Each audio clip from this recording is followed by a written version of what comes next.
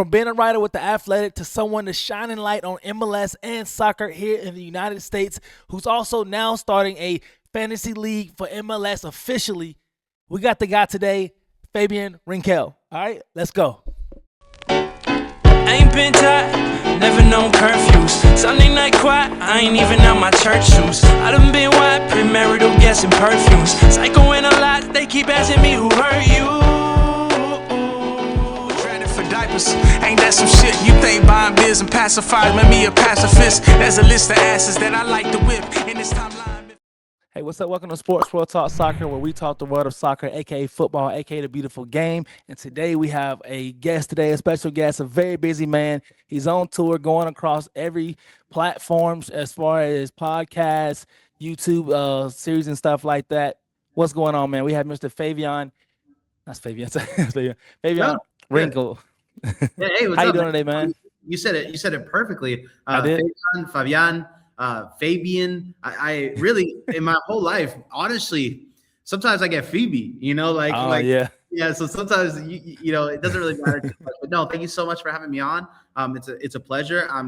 This is if I'm not mistaken, number 16 out of 30 so far on the world tour or the podcast tour. So no, I'm excited for the MLS season to start, man, and I'm excited for the conversations that will come, but I'm just trying to help build interest, in the league because it's going to happen quick.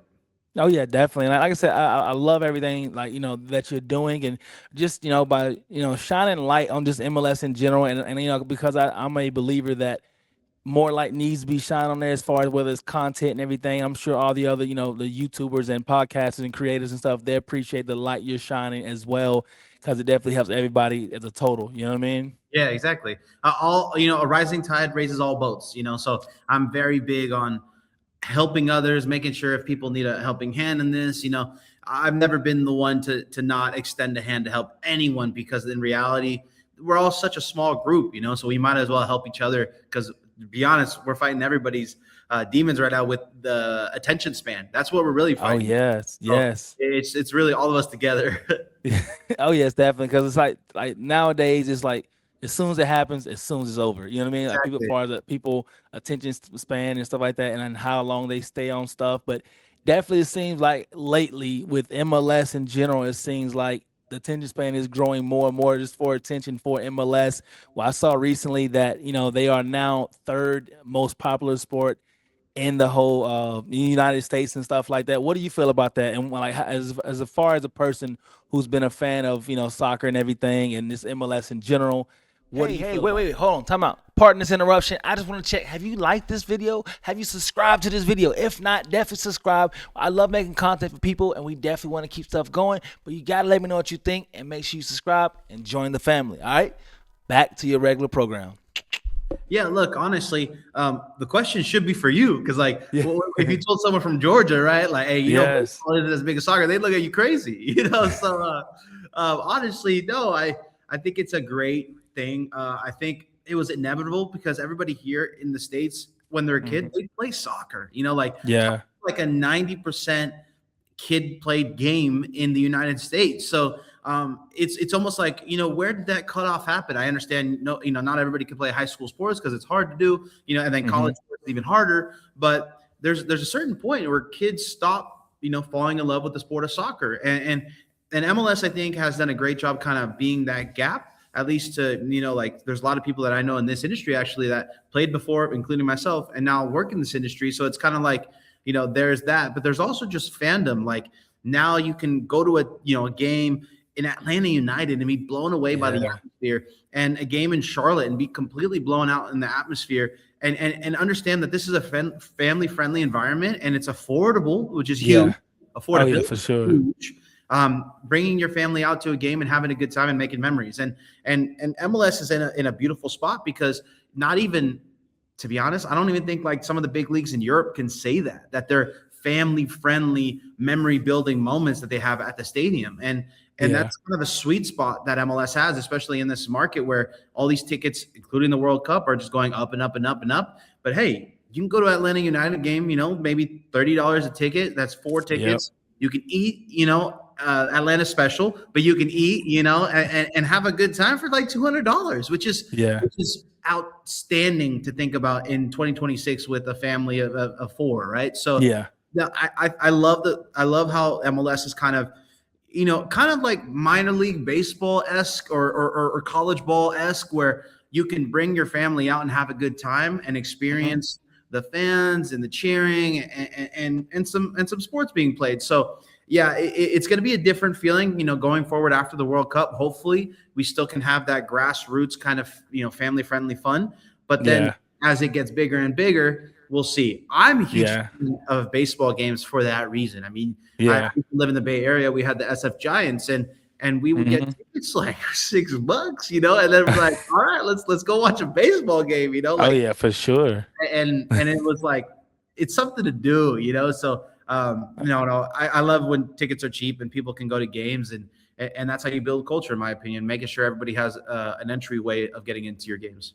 Yeah, that's what, like, when I was, telling my wife, I was like, the tickets to the game ain't that bad. We can do this, and she's like, oh yeah, that's actually pretty fun. And we grew up, soccer fans. Like I said, I've always been a fan of all type of sports and stuff. And she grew up majority just, a soccer fan growing up, and just being able to go to a professional game, being able to see just the atmosphere and which I call myself, I'm an MLS defender sometimes, because I can't stand it when people be like, well, they're not like this, they're not like that. I'm like, the league is 30 years old.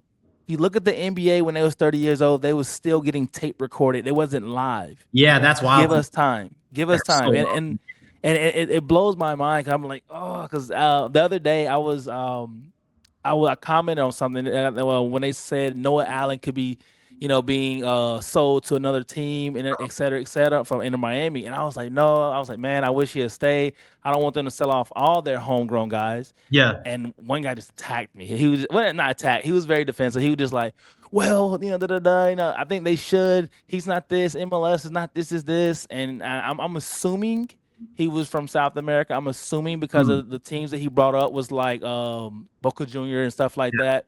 And then he kept going. I'm like, well, hey man, MLS, we're growing. This is this, and just throwing a lot of shade. And I'm like, wait a minute, hold on. I know money isn't everything, but the net worth of like LAFC, Inter Miami, Yeah. Atlanta United is over $1 billion Right. compared to Boca Junior. I'm like, whoa, so don't tell us like we're not going into a positive direction. Yeah.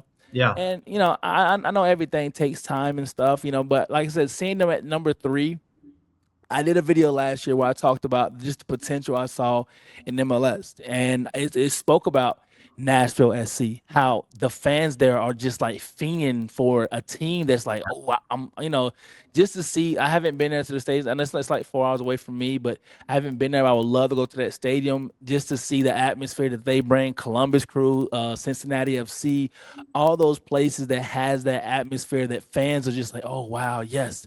Because in Cincinnati, like the baseball team, they haven't been the best, the Right. past few years. The Bengals, they're hit or miss. So just to have a team that's, winning, just being competitive, people are starting to gravitate to more and more. And I love it. Like I said, I'm a big basketball fan, so I love NBA, but I definitely think that in the next 5 years is going to be interesting. Like, I think the percentages was, it says 17% of fans love the NBA. Then next up is number 3 at 10%, which is soccer. Yeah. Look, So uh, you're completely right. The next 10 years are going to be very interesting for the NBA. And yeah, I don't think it really has much to do with MLS or soccer. I think it's a more of a them problem, where yeah, you're going to see guys like Braun, Steph Curry, KD, kind of like the faces of hmm, the league, retire, and yeah, they're going to need that new crop of stars to yeah, start kind of pulling their weight, like Luca and Shai. And you yeah. can start to see maybe those guys, those fans that loved Steph and LeBron and all of them, kind of maybe Mhm. look away from basketball a little bit because it just doesn't hit the same. Oh And, yeah, and they may look for something new, and that's where soccer MLS kind of can capitalize on that. yeah. And speaking of capitalized, in your opinion, I know, like I said, we're changing the calendar, and hopefully and praying. I know you're a guy with many sources that maybe some roster rules or changes, some of that could come within the next near future. Hopefully, but what are things that you think MLS can do to capitalize. That's another thing I talked about before. They need to capitalize off this moment as much as possible. As far as with the World Cup coming here, me personally, I feel like if they even had a commercial during the Super Bowl halftime thing, I mean, like, man, just saying, hey, the MLS season is coming very soon. This is something that when you have You know, people like they actually did that last year they with did, Messi. okay, Yeah, it was football is over, and then football is in, and then it was Messi kicking yeah, a football like American football, and yeah, it did very well. So maybe they did it again. I'm not so yeah, sure of it, to be honest, because their Apple money kind of got yeah, smaller this year. So yeah, if there's any sort of MLS kind of shout out or anything, it's going to be even smaller of a budget. I don't think yeah, it's possible, but we'll see. But honestly, the roster rules are going to have to change, and yeah, they're going to have to change pretty quickly. I mean, I for one was hoping that they would have at least a fourth DP by now. yes, With the summer transfer window after this World Cup being possibly the best transfer window ever for MLS, yeah, I think you should start right from that transfer window for DP. I mean, I would have liked it right now. I would have hmm, liked it, before the season. But hey, with MLS, they always kind of do things a year too late yeah, or half a season too late. But it's interesting because I don't see many teams kind of getting guys right now because I think they believe the same thing. I think a yeah, team like you could look at LAFC has their third DP slot open because they know hmm, Antoine Griezmann is going to MLS after the World Cup. yeah, A team like Chicago is building flexibility so that they can go at Lewandowski after the World Cup. There's going to be so many players available after this World Cup that would love to come to MLS because I hate to say it, but a lot of coaches around the world for their national teams, unfortunately, look at MLS as a sub-tier league. But yeah, if the 4 years already passed and the World Cup's here, and let's say you're a 38-year-old or a 36-year-old, maybe this is your last World Cup. So yeah, you could kind of make a decision just based off of family and what you want to do in your life. You don't have to worry about the sporting merit of making that move. So hmm, that's why I'm 100% guaranteeing. Nah, I can't guarantee it, but that this summer transfer window is going to be monumental, and I think yeah, it's going to be the biggest. And yeah, I think MLS is either going to catch on, or I think they already have caught on. But I think yeah, there's going to have to be some roster rule and adjustment. I mean, I'm hearing rumblings about the players kind of feeling weird about that sprint season. yeah, So yeah, we might go into a bargaining agreement pretty quickly because a lot of those contracts that they're writing up right now have that in there. But a lot of players and agents are looking at things and thinking, hey, this is kind of maybe not too right because our contracts, does this count as a season, right? Like it's just a yeah, second season in one season. So there's going to be a lot of rumblings about that. So if anything, maybe I can see some quick, bargaining agreement made after the sprint season where they add some roster rules. But I'm fingers crossed they do that pretty quickly because yeah, whenever there's a start of the season or a MLS Cup final or an All-Star game, those landmarks on the calendar to me are so important because that's when all the owners meet. And if the owners meet, then they can vote on rule changes. And usually once they meet and they agree on a rule, it happens very quickly. So yeah, my whole thing is getting all the owners together. Also, Don Garber is retiring. So yeah, they're going to have to find a new commissioner. And let's say, what if this new commissioner comes in and he's like, roster rules, why are we doing this? yeah, You just blow up the whole thing and really just change the whole mindset of MLS because he's a new commissioner. He can do what he wants, right? So it's hmm, interesting. I mean, MLS is going to go into a great deal of growth in this next year or maybe 5 years, I think. And it's going to be crazy to see. Life after Messi is going to be hard for MLS. But I yes, think yeah, if the roster rules and things like that, and if you have other stars around the league, you can survive it, I think. And the yeah, calendar change is the start to that, to compete, to competing with other big leagues to get the best players in the world. And it's just everything's gonna snowball after that, in my opinion. yes. Like I said, I totally agree. I think, like I said, I told my other day, in the next 5 to 10 years, I can see MLS just being like I said, just soccer in general being huge here in America. Because like I said, there's so many markets. The New York market, like I said, and all these beautiful stadiums being built, they're setting the foundation for, like I said, how the Garden looked back in the day, so for it can be like a legendary things that happen. You know what I mean? Like Yeah. the NYFC, they're saying that they're building right there something special. Like Inter Miami, their stadium, like it's all these Yep. situations that I feel that they're putting together. And I feel like Don Garber, he's kind of hinted at MLS 3.0 a few times by basically saying, okay, hey, they're thinking about how to set them up for the next 10 years, plus years, and everything like that. And I definitely think changing the calendar was a big thing. And, uh, you know, I'm a believer that they would never get rid of the salary cap because I'm hearing so much stuff. I know they want to be just financially structured, which that's understandable, but I definitely think that they need to raise it. Maybe do it like I Even know on the it's like floor. it's less than 10 million right now. Yeah. Start at 25. See how it goes at 25 mil, something like that. And then you start, okay, hey, if we do 25 mil, do we still do a DP? As far as fourth DP, maybe you keep it at three DPs and still do, 25 mil or something like that. Just play with it to where you can pay people, get more quality players and, and like I said, fill a team out a little better, I feel. Yeah, look, one thing that always rings true about like if we're talking salaries, one thing that always kind of sticks in my mind is I grew up an Earthquakes fan. I'm from the Bay Area, and basically I covered the Quakes when I was first getting into all of this, and something that always stood out to me was when a player just signs a professional contract and he's maybe 18, 19, 20 years old by an MLS club. At the time, back in the day, they were making maybe like 2 or 3 years ago, they were making $71,000 a year to be a professional baller. Okay. Yeah.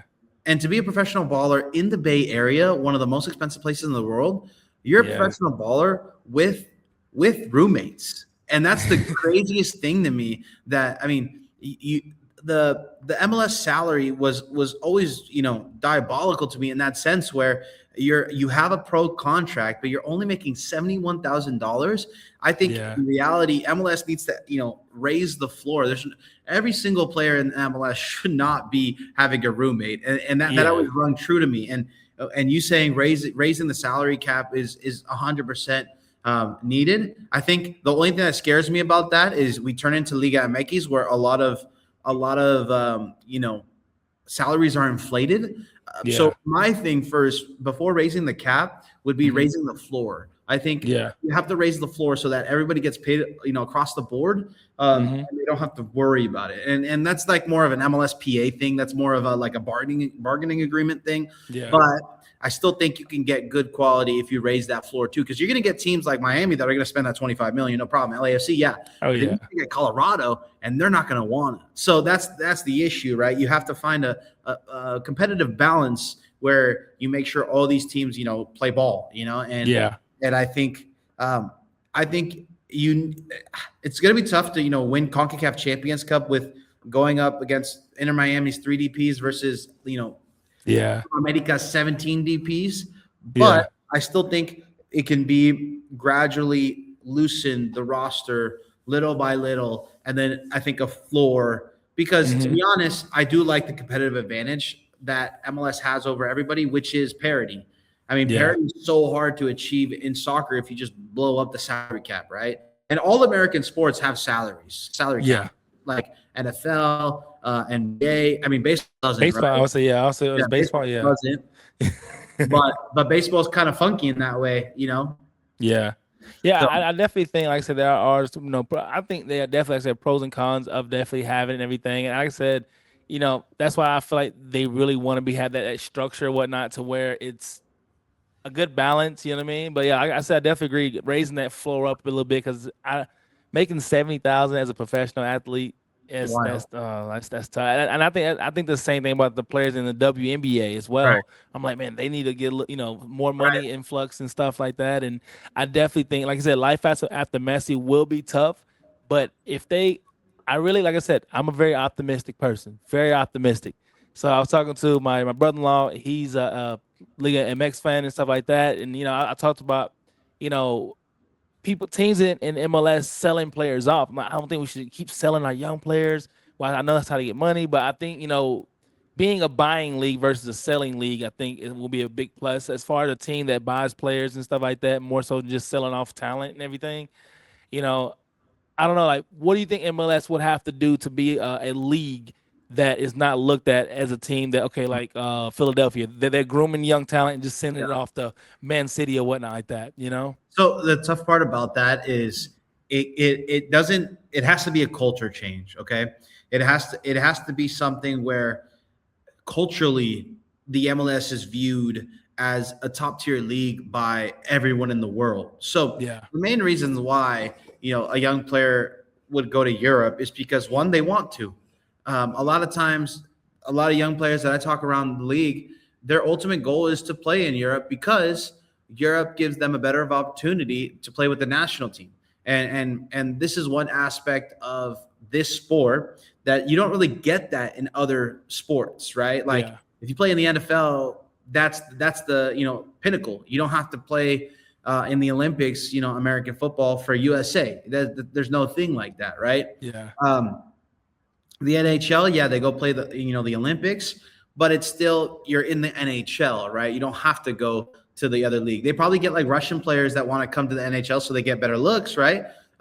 Or Swedish players or things like that. But my whole thing is it has to be a culture shift because it's gonna always be that way just because the national team coaches are the old guard and they think that a certain league or a certain style of play or a certain kind of team is gonna better suit the player and make him in a better kind of form for the national team and that's going to take time. I don't see MLS becoming a buying league anytime soon. There was an issue though with Mexico. So Liga MX is a buying league, yes, but there was a time where Mexican national team suffered because of it. I mean, you had guys like Alexis Vega is playing good now, but there was a time where Alexis Vega was making so much money because Liga MX is a buying league where he didn't even leave to Europe because he was a superstar in Mexico.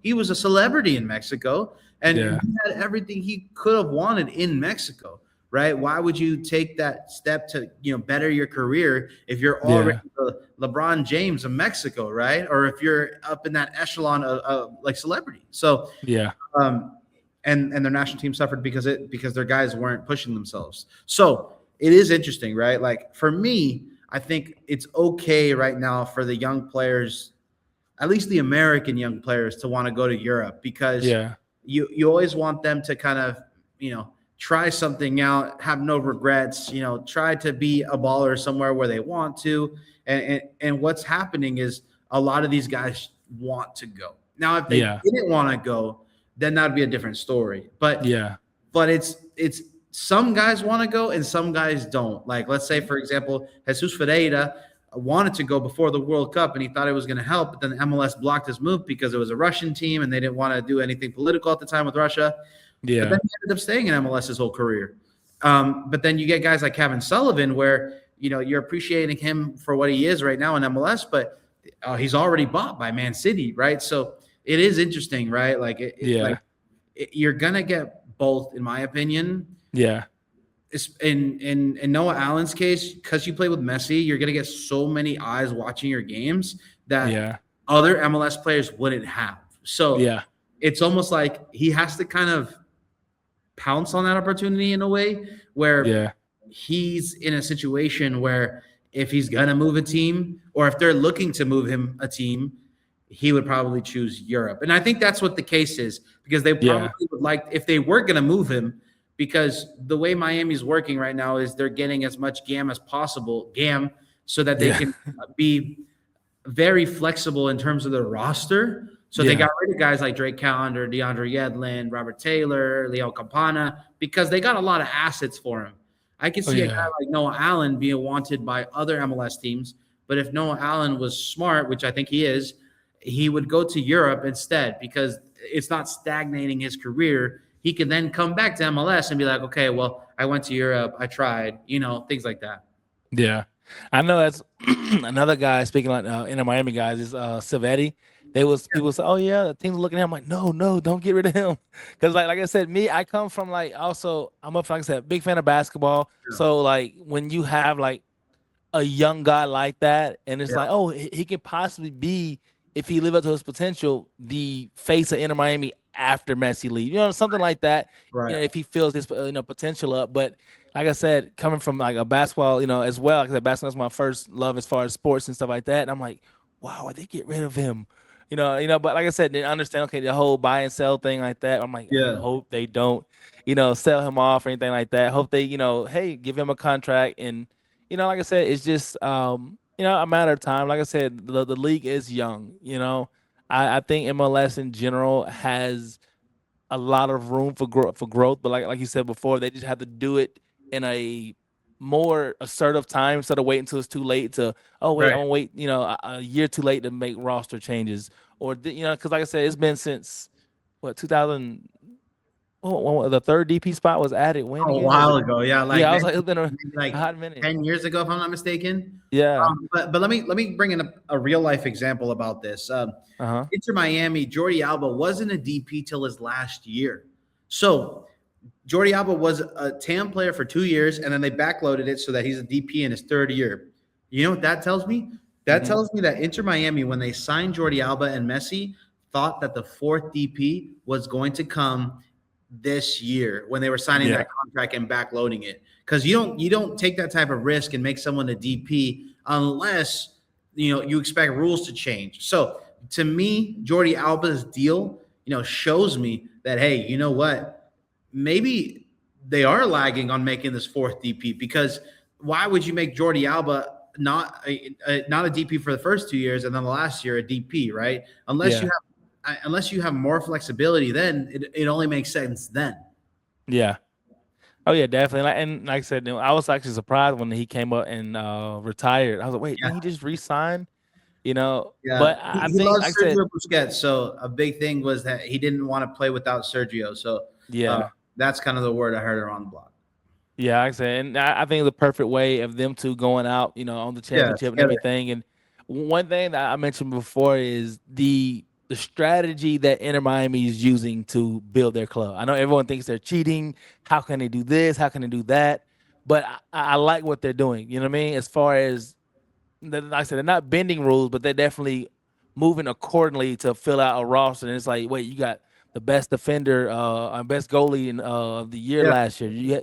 They almost had a guy from what's his name? I think they blocked it or whatever like that, or they said he Christian couldn't Blackman, go. the center Yeah, back from Vancouver. yeah, Vancouver. Yeah, Vancouver. They almost had him, and just seeing how a lot of their movement is going, I think me personally, a lot of other teams should adapt to that similar type of structure and building. Because, like I said, even the owners came out. His goal this year Yeah, is the Concacaf, the Champions League Cup, and everything exactly. like that.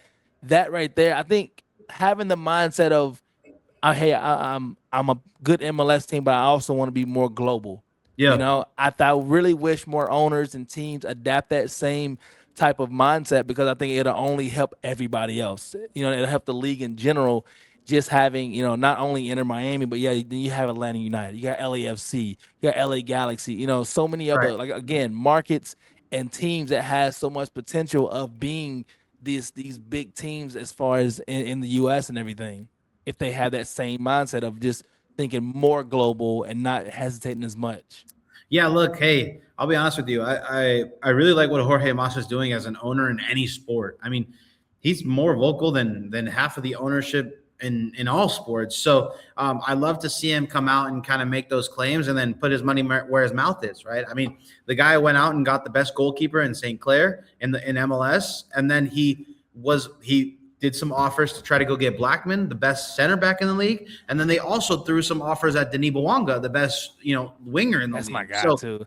yeah, That's my guy right he's there. awesome. So no, exactly. Like they wanted to become a Bayern Munich of MLS. They put their money where their mouth was, and they got Betarame, a clinical striker in CONCACAF, right? Okay, if we can't have the best MLS striker, okay, let's go. Okay, we'll just go to CONCACAF, right? So no, 100%.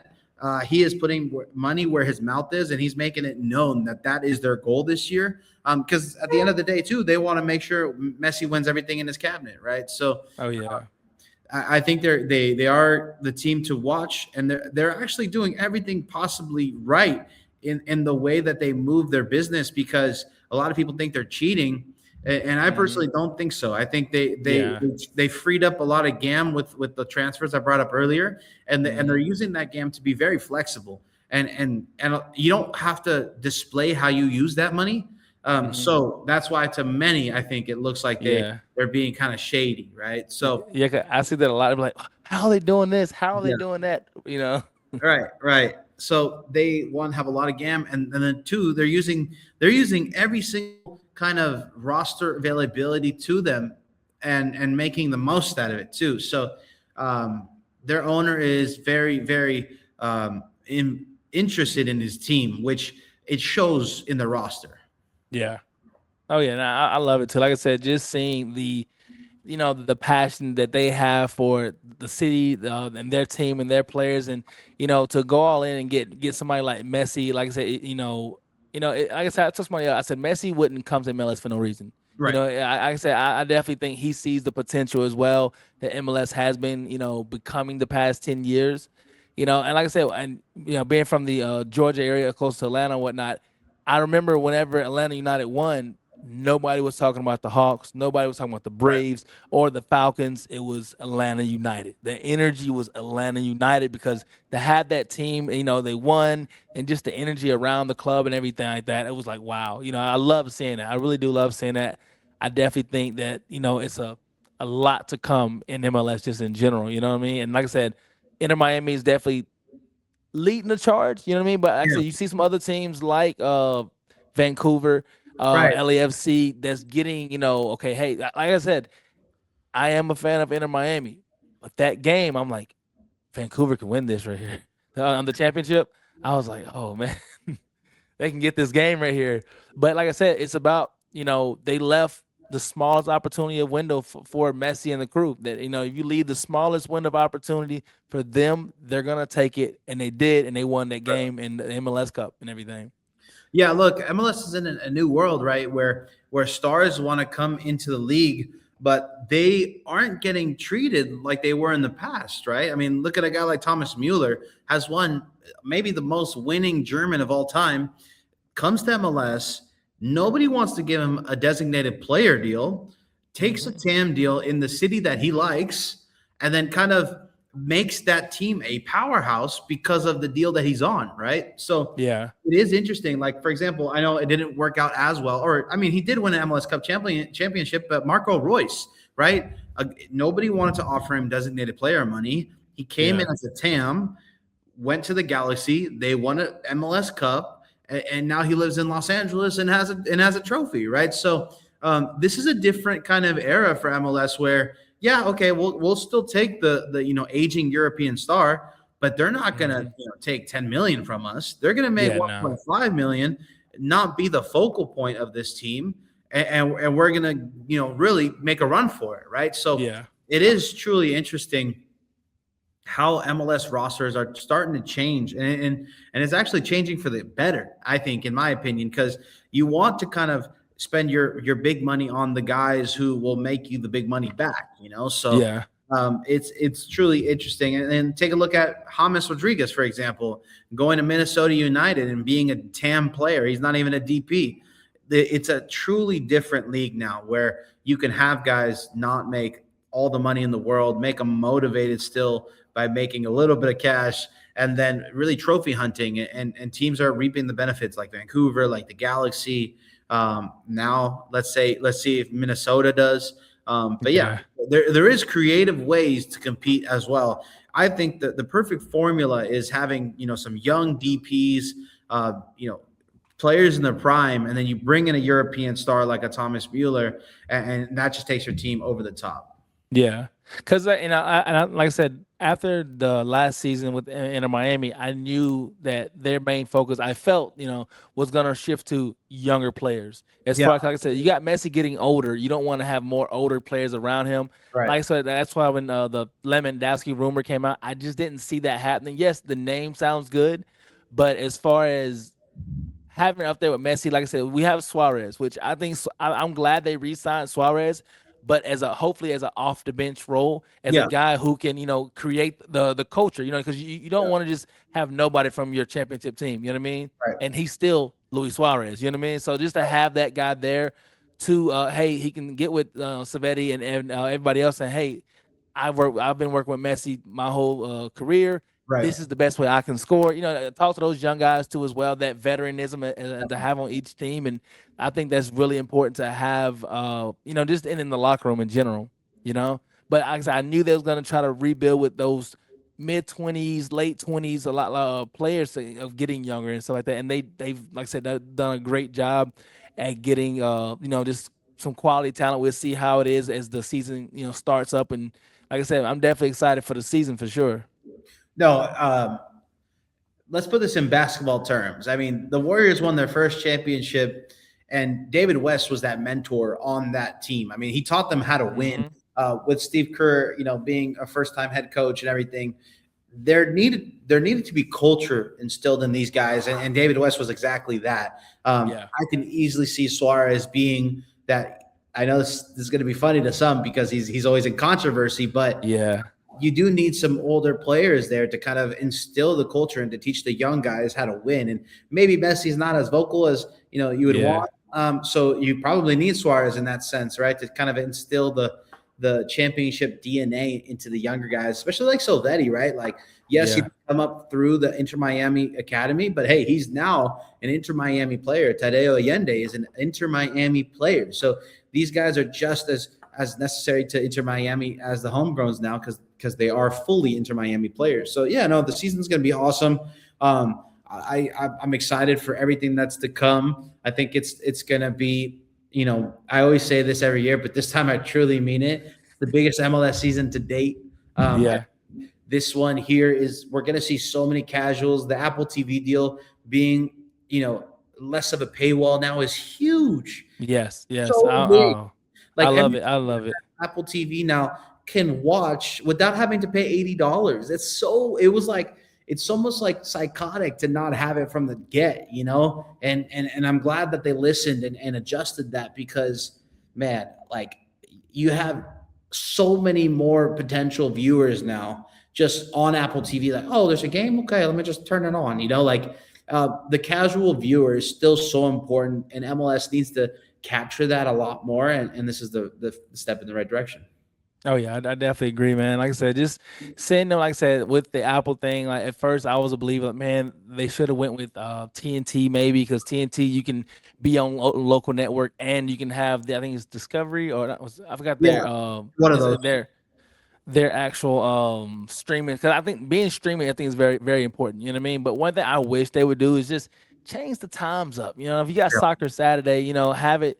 Which I know is difficult because you got different time zones and stuff like that. But have one game at 1:00, 3:00. Break it down because, like I said, I love Inter Miami, I love Atlanta United, I love LAFC. So I'm trying to watch. I'm flipping back and forth, trying to see how the games are going and stuff like that. Sometimes I gotta any meeny miny mow it to see which one I want to watch. Right. But like I said, I love what they're doing and stuff, and what are your expectations totally for this? Like I said, I know you said the best season yet. What do you think as far as the expectations to make it the best upcoming season so far for MLS? Yeah, look, I think MLS needs to capitalize on the World Cup. I like the move where the semifinals are still being played for the World Cup, and then you're starting your MLS season to go on air right after the semifinals of the World Cup. So you can have some more soccer if you want more soccer. And I think that's such a good move because you're going to be, getting all the people that are fiending, more soccer after the World Cup. Like, hey, it's not over yet. Actually, you could still watch the league. And if they capitalize on that, man, the amount of new fans that can come in after the World Cup will be insane. Right. I mean, yeah, I have grandmas, people's grandmas coming up to me asking me about the World Cup. Like the World Cup is a big deal. Like, I think maybe a lot of times we forget how big of a deal it is to the casual. Yeah. Like I bet you nobody can. I mean, maybe like 80% of the people that are going to watch the World Cup in the United States can't tell you a single U.S. men's national team player, but they're going to watch. So it's something where, oh yeah, you know what? let's say, Diego Luna, he plays in MLS. Yeah. You can actually watch him in Utah if you live in Utah, right? Little things Mm-hmm. like that. Max Arfston, he plays for the USMNT. Maybe he gets subbed on at the last second, gets a good assist, and he actually plays for Columbus. You can watch MLS on Apple TV, and Yeah. capitalizing on those little moments of the World Cup will be huge. And I hate to say, I mean, of course, the MLS season is important, but man, if Diego Luna scores a goal and rips Oh off his yeah. shirt in the World Cup, That's how gonna be many tough. people are Yeah. going to watch RSL in the second half of the season, right? So it's crazy. Like, I mean, one time I already saw like a TMZ report of Diego Luna, right? And that's like TMZ. Like, what? Like, are we there now? Is Oh MLS yeah. like, damn, we came a long ways, Oh So, yeah.